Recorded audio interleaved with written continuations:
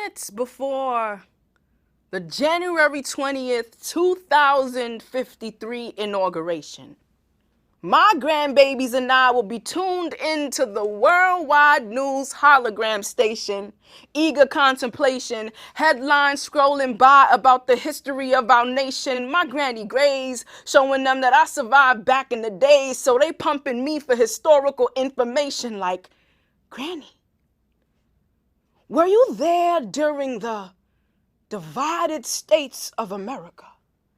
My history teacher says that the social climate was lethal, that the country bled in a curious shade of red under the principle of profit before people, that you were trapped in a bad storyline like a cinematic sequel. My history chip says that deepening social silos sustained hate, division, and misogyny, that social safety was severed by a stratified economy, that the world around you felt more and more one-sided, and no one knew what to do when the indivisible was so profoundly divided. My Real D History hologram app says that hyper-racial hatred hacked away at the hope of the people, that there was a time when you had to choose between being different and being equal. It said that they would snatch the breath from the lungs of an innocent black body on a Tuesday and shrug it off as historical retribution, that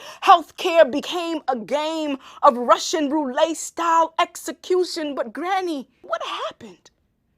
This is all so confusing, this history I'm perusing, because today we living in the United States of inclusion, so I don't understand at all. I even read some trumped up nonsense about an attempt to build a wall. My Real D History hologram app took me back to the days after the 2016 election, days filled with protests and misconceptions, days that led to the deepest unity of the people to take our country in a new direction. How you pushed through such uncertain times is just a mystery. Is this real? Or Granny, is this some kind of trumped up history? And I will say, baby, in the year 2017, when the putrid stench of polarized politics tried to render us broken, tried to block our seat at the table until we broke in, tried to asphyxiate our choices, tried to Ursula our voices, we the people, believing in the possibility of a more perfect union, stood at the precipice of pandemonium and fought for a palpable peace. We stitched together a quilt of hope out of every fiber of our being. We juxtaposed our journey with a history of healing. We organized for all types of equality, restructured the economy,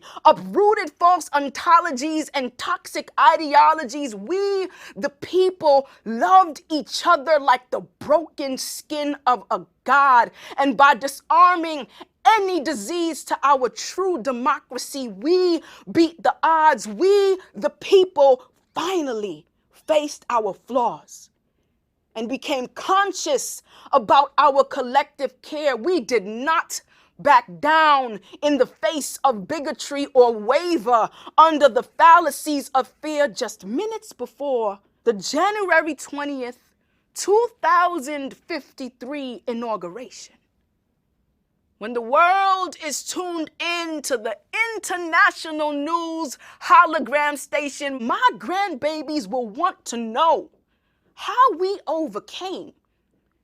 I will tell them that we held tightly to the conviction that healing is not the absence of pain. It is the decision to act in the service of your development rather than your defeat.